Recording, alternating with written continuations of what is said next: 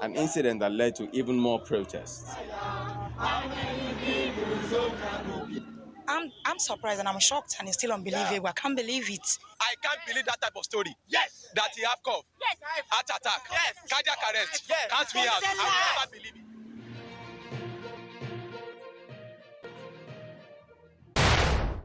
In Nigeria, power doesn't always change hands. Sometimes, it buries its enemies first. From bomb letters to strangulations, Nigeria's Fourth Republic hides a bloodstained ledger of politicians erased before their dreams could change the nation. This is the political hit list they don't want you to remember. Two men, Chief Bola Ige and engineer Funsho Williams, rose through politics with ideas big enough to threaten the old order. Both were loved by millions and feared by the few who pulled the strings. Both died before they could finish what they started. They weren't the only ones.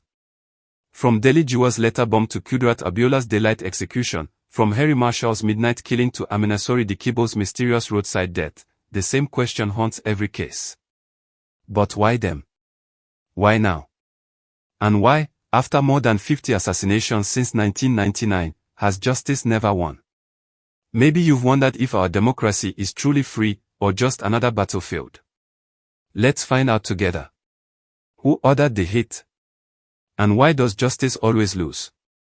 This week, we dig into the bloodstained pages of Nigeria's Fourth Republic, and expose the chilling pattern of political assassinations the powerful hope you forget.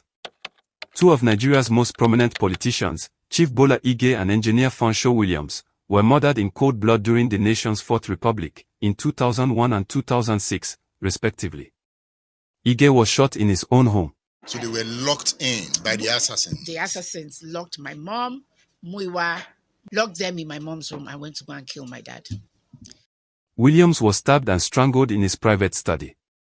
But how did these events occur under the watch of the government, despite their heavy profiles? Well, although they weren't the first. And they haven't been the last. Since the return of democracy in 1999, over 50 politicians, political aides, and power brokers have been assassinated. From the killing of Marshal Harry in his Port Harcourt home in 2003, to the daylight execution of Barnabas Egui and his wife Abigail in Onitsha, to the mysterious death of Aminasori Dikibo on a highway in 2004, the pattern is chillingly consistent. The higher you rise in Nigerian politics, the more likely you are to meet a violent, unresolved end in Nigeria. And almost without exception, the murders remain officially unsolved. Political assassination in Nigeria isn't always about killing a politician, it's about erasing an obstacle. Sometimes the killer is a rival angling for power, other times, it's a political godfather safeguarding a dynasty. And sometimes, it's the system itself.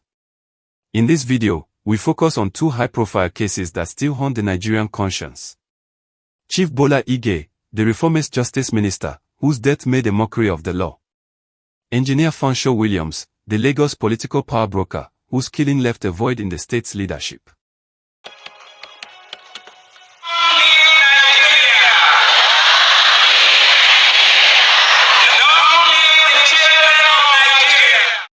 Born September 13, 1930, in Esa-Oke, Osun State, James Ajibola Idowu Adegoke Ige was a child of promise. From primary school in Kaduna to Ibadan Grammar School, his brilliance was obvious. He studied classics at the University of Ibadan, mastering Latin and Greek before earning a law degree at University College London in 1959. Called to the bar at London's Inner Temple in 1961, he returned home to establish Bola Ige and Company, later rising to the third of a senior advocate of Nigeria, SN. Fluent in Hausa, Igbo, and Yoruba, Ige was a rare kind of Nigerian politician, a bridge between ethnic divides. He fought for equality under the World Council of Churches, co-founded Afenifere, and built a reputation as both a lawyer and a statesman. As governor of Osun State from 1979 to 1983, Ige rolled out free education at all levels, a move that made him immensely popular but earned him dangerous enemies. His tenure as Attorney General from 2000 to 2001 was defined by reform, digitizing Nigeria's laws, pushing for transparency, and opposing the expansion of Sharia law into federal legal matters, notably intervening in Sophia Hosani's stoning case. But speaking truth to power in Nigeria often comes with a price. On December 23, 2001, with a UN appointment on the horizon, Bola Ige was found shot dead in his Ibadan home. He had been in a bitter feud within his own party, the Alliance for Democracy, particularly with Osun State Deputy Governor Ayola Omiso. Talking to me, talking to Nigeria, sure, and talking to the whole world in general, did you have any role to play in the death of the former Attorney General, Chief Bola Ige? For purposes, I don't have any role to play, and I'm not involved in any way at all in the death of Chief Bola Ige. President Olusegun Obasanjo ordered troops to the southwest to prevent political riots, but the investigation collapsed into acquittals. Omiso and others walked free. The parallels are hard to ignore. Like Chief Harry Marshall in 2003, Ige was a senior party figure on the verge of a political shift. Like Barnabas Egui in 2002, he was targeted after publicly challenging entrenched political structures. And like Dele Giwa in 1986, his killing became a symbol of how Nigerian power protects itself, even against justice. Born May 9, 1948, in Lagos, Williams' path mirrored Nigeria's own ambitions. From St. Paul's Catholic School to St. Gregory's College, then the University of Lagos for Civil Engineering, and finally a master's at the New Jersey Institute of Technology, USA. He married Hilda Williams, had 4 children, and served 17 years in the Lagos Civil Service before moving into business, chairing the National Maritime Authority and holding directorships in major firms. In politics, Williams navigated from the UNCP under Abacha, to the Alliance for Democracy, then to the PDP, where by 2006 he was the frontrunner for the Lagos governorship ticket. Around 11:15 a.m., Williams was found dead in his Dolphin Estate home. His wife was abroad. He had been tied, strangled, and stabbed, a dagger wrapped in newspaper lay nearby. The autopsy confirmed manual strangulation leading to asphyxia. 6 men were arrested in 2013. After 8 years in custody, they were acquitted for lack of evidence.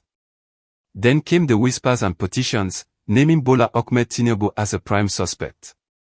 The 2 men had been fierce rivals in Lagos politics, and the murder removed Williams from the 2007 race entirely. No new suspect has been charged. Williams' death echoed other high-profile killings.